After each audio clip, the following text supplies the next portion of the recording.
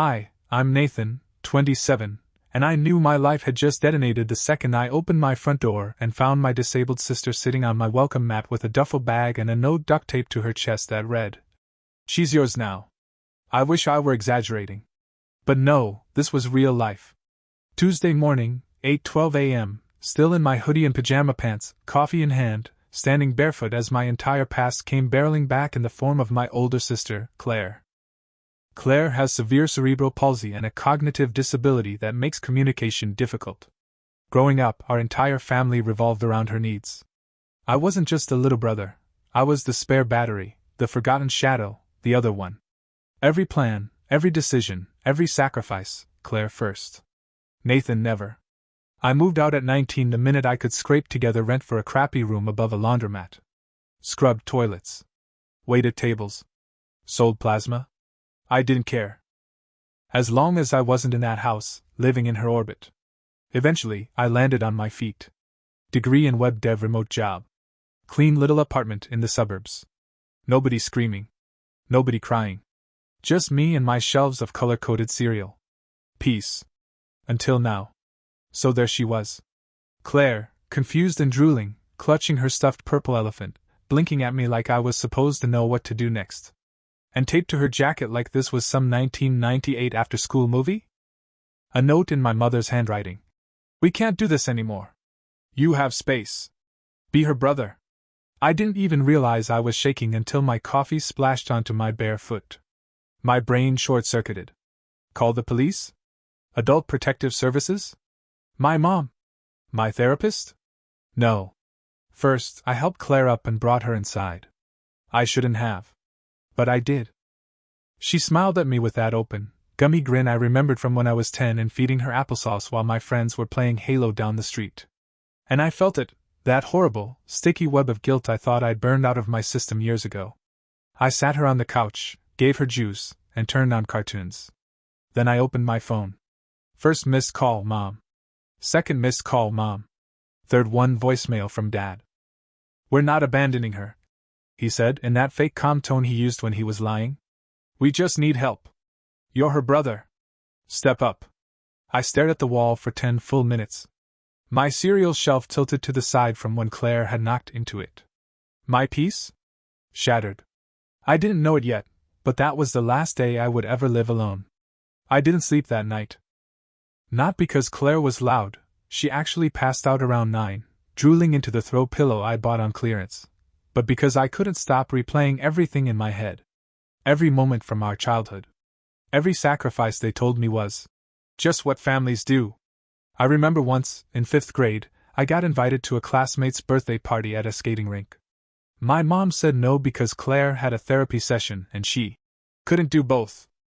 When I cried, she snapped, "Nathan, Claire needs me more than you do." That sentence etched itself into my bones. Back to now. Wednesday morning. I called my mom, don't ask me why. Maybe some stupid part of me thought there was a plan. A reason. Maybe she'd pick up and say, "Oh, it was a mistake. We didn't mean to leave her there like a UPS package." But no. She answered with, "So? How did the first night go?"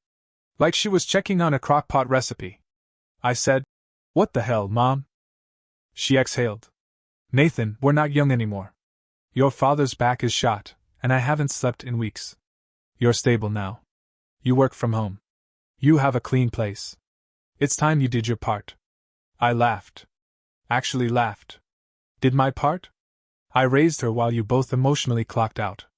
I gave up sleepovers, school dances, even applying to out-of-state colleges because you told me we had to stick together. She went quiet for a moment, then said, "She's your sister." Click. Then came the texts from my dad. They were like legal filings. Paragraph after paragraph about how family means sacrifice. How government help is drying up. How, as her brother, you are morally obligated to step in. I didn't respond. But I did call Adult Protective Services. I explained the situation to a woman named Regina who sounded like she'd heard it all before. When I got to the part about them leaving Claire at my door with a note, she went silent. "You understand this constitutes abandonment?" she said slowly. I nodded, even though she couldn't see me. "I'll file an emergency report." Do not let them drop her off again. You're not a facility. I told her it was too late. She was already here. And part of me didn't want her to go. That's the messed up thing. As much as I resented every memory, every skipped birthday, there she was on my couch, hugging her elephant, watching cartoons, and I realized she didn't ask for any of this either. But I wasn't going to be the backup parent. Not again. Not this time. I just didn't know yet how far my parents were willing to go. The next bomb hit on Friday afternoon. I was in the middle of a client call, trying to explain why their logo couldn't just be like Nike, but with a horse, when my phone buzzed 5 times in a row. My stomach twisted. I muted the call and glanced down. Urgent Nathan, check Facebook. Now. Your parents posted about you. Dude, they used your full name. And photos. By the time I clicked over to the post, it had over 200 likes and dozens of comments. There it was. My parents, in full martyr mode, had written a 1,000-word essay about how their ungrateful son was refusing to help with his helpless, disabled sister, leaving them, the selfless caregivers, with no choice but to protect Claire by placing her in the care of someone who should have loved her from the start. They attached pictures of me and Claire as kids. Me pushing her on a swing, me feeding her ice cream, both of us smiling like we were some inspirational poster for how family should be. What the photos didn't show. That I was usually crying minutes later, hiding in my room while my mom screamed because Claire had another meltdown and I wasn't helping enough. And then came the comments. He's disgusting. How can he turn his back on blood? I don't care how tired you are, family is family. Selfish millennial trash. I slammed my laptop shut so hard the hinge creaked. Claire was in the kitchen at that moment, struggling to open a can of soup. I helped her without saying a word, my mind reeling. She gave me a half smile when I got it open and said, Nathan, good. My chest cracked. I wanted to scream. At her. At them. At the universe for dumping all of this on me, again. Instead, I called Regina from APS. She was furious. They posted your personal information publicly? Full name, photos, even tagged my company. I said. People are messaging me. All right. I'm escalating this. This is now harassment.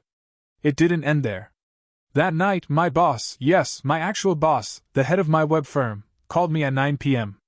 Hey, Nathan. I just wanted to check in. Someone claiming to be your mother called the office today asking about your work-from-home flexibility. Said there was a family emergency? I sat there, mouth open. She what?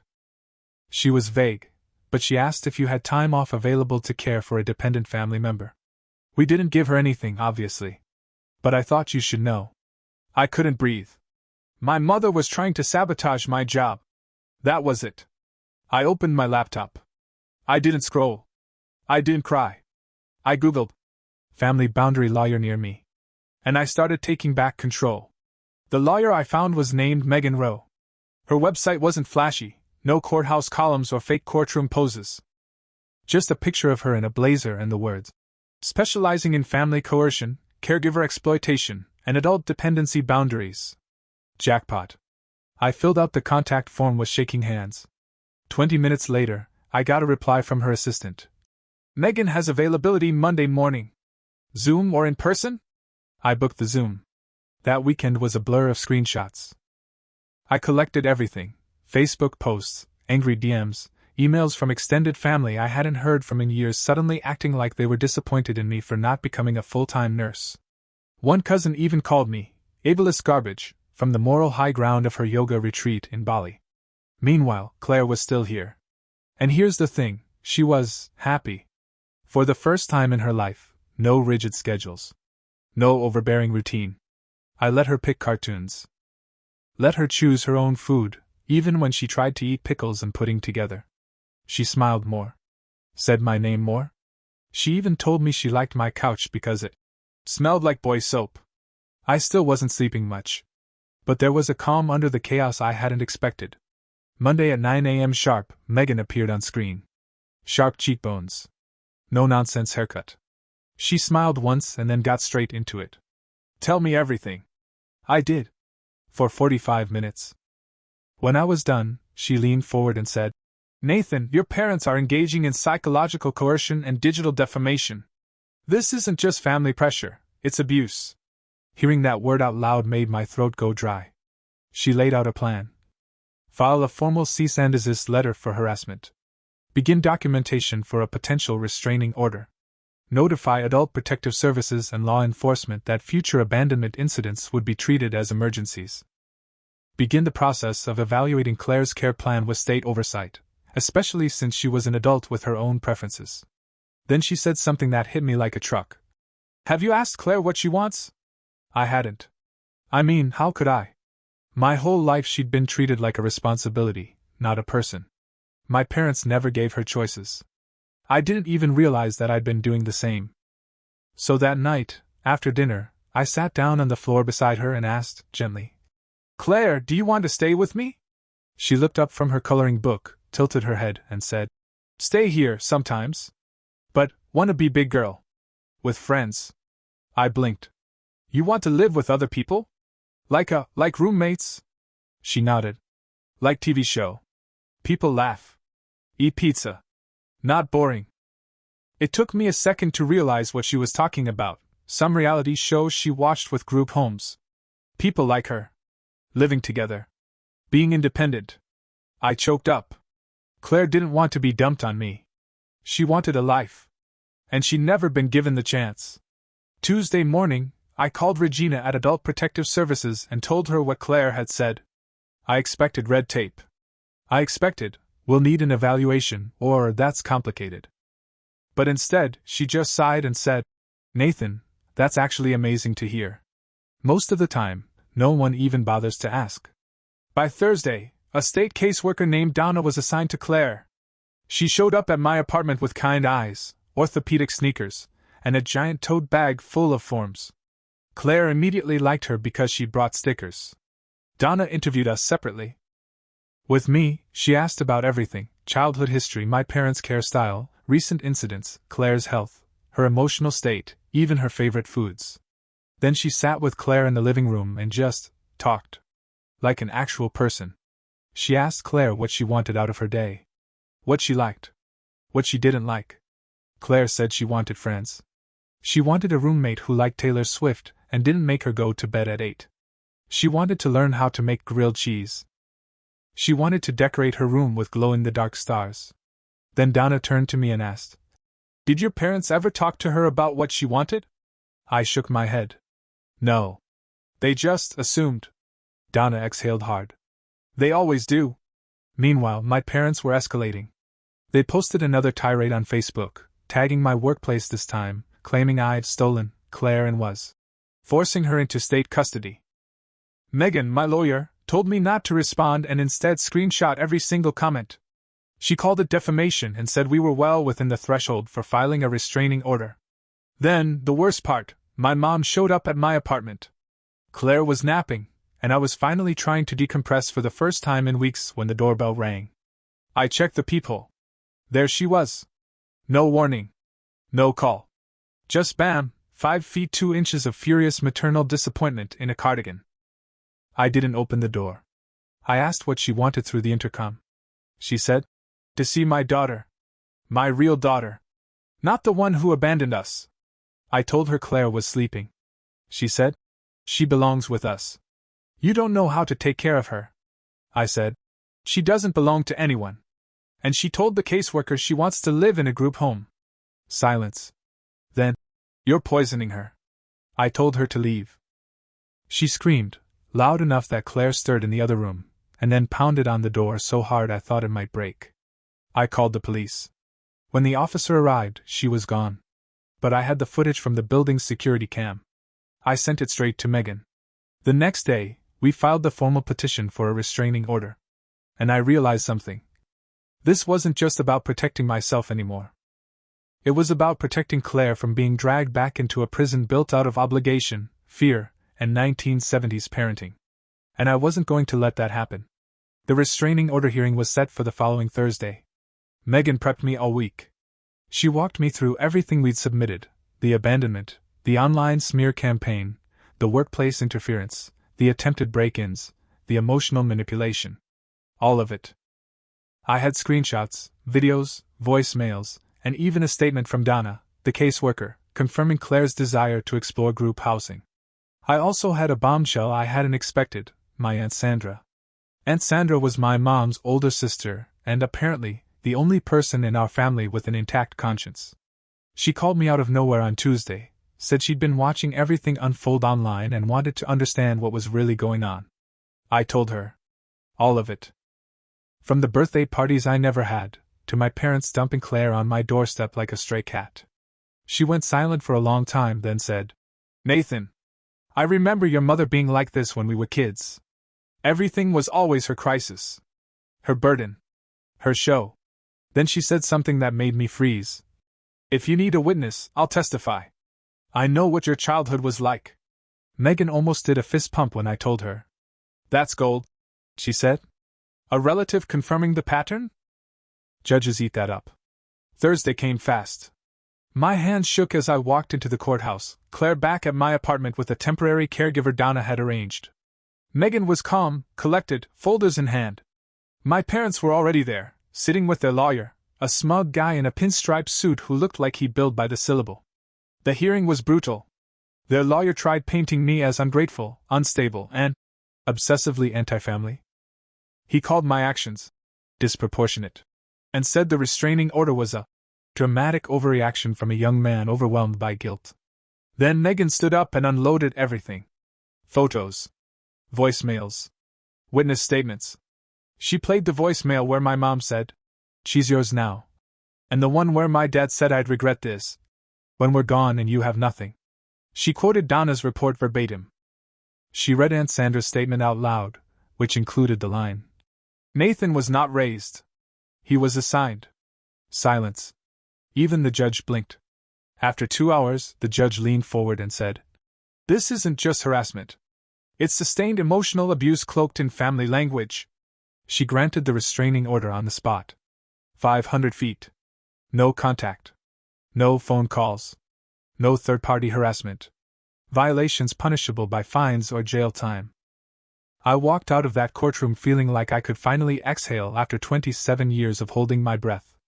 Claire wasn't a burden anymore. And neither was I. The group home placement process moved faster than I thought. Donna called me the Monday after the hearing, voice bright. "We've got a spot for Claire," she said. "It's a small home with 4 other women, all around her age. Staff 24/7. Art room. Movie nights. Pizza Fridays. And one of the residents also loves Taylor Swift." Claire lit up when I told her. "Sleep there?" she asked, eyebrows raised. "Yeah," I said. "You'd have your own room. Your own stuff. Your own life." She grinned so wide I saw every one of her crooked teeth. "I want Pizza Friday." So we started preparing. A transition specialist came by to help Claire pack her things. Not many, just clothes, her favorite elephant plush, a stack of coloring books, and a worn photo of the 2 of us at a lake when we were kids. I'd forgotten that photo even existed. I looked miserable in it. She looked like she was having the time of her life. The night before the move, I cooked her favorite dinner, grilled cheese and applesauce, and we watched cartoons until midnight. She fell asleep on the couch. I didn't move her. Just let her be. The next morning, the transport van pulled up. Claire was giddy. She clutched her elephant like it was a passport to her future. I walked her out, gave her a hoodie because she always forgot jackets, and hugged her tight. She pulled back, touched my face with both hands, and said, "Nathan, good brother." I couldn't say anything. I just nodded. My throat didn't work. I watched the van drive away, then went back inside and sat in the silence of my now empty apartment. No cartoons. No cereal spilled on the floor. Just a faint dent in the couch cushion where she'd sat for the last 3 weeks. And then it hit me. For the first time in my life, I wasn't a caretaker. I was just me. No guilt-tripping parents hovering. No inbox full of venom. No woman in orthopedic sneakers asking me about diaper schedules. Just Nathan. A guy with a job, an apartment, and a little sister who was finally being treated like a whole person, not a problem. And then, of course, the inevitable happened. My phone buzzed. Blocked number. Voicemail. I stared at it for a while before I played it. It was my mom.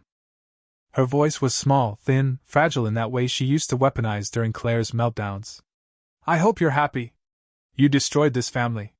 You gave your sister away. You'll understand one day, when you have kids. When you're tired and desperate and no one comes. I hope someone leaves you someday. Click. I didn't save it. I didn't even flinch. I just deleted it, exhaled, and opened the window. It smelled like rain. And something else, too.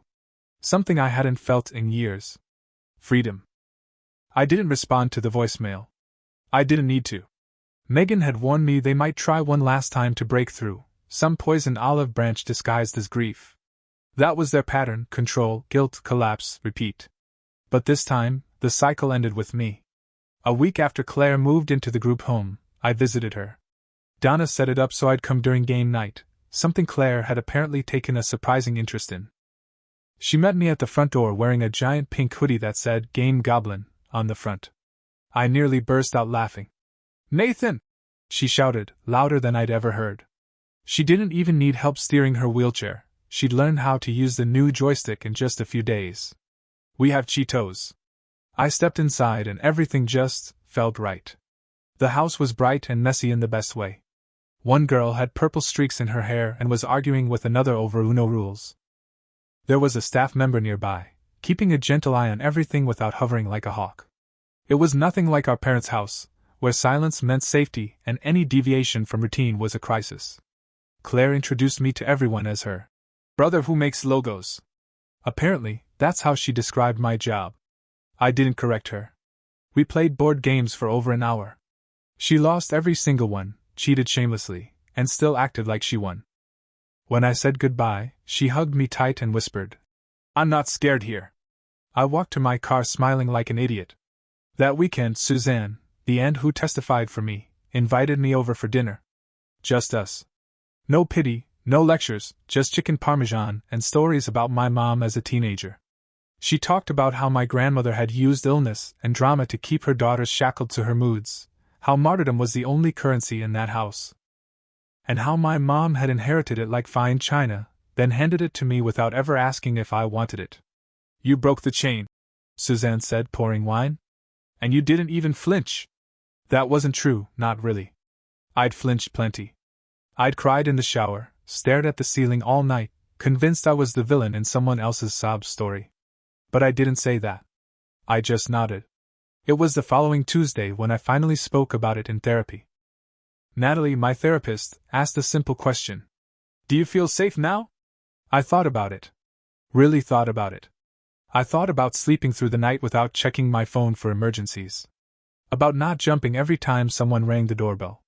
About cooking what I liked, watching what I liked, going entire days without thinking about whether someone else had taken their meds or used the bathroom.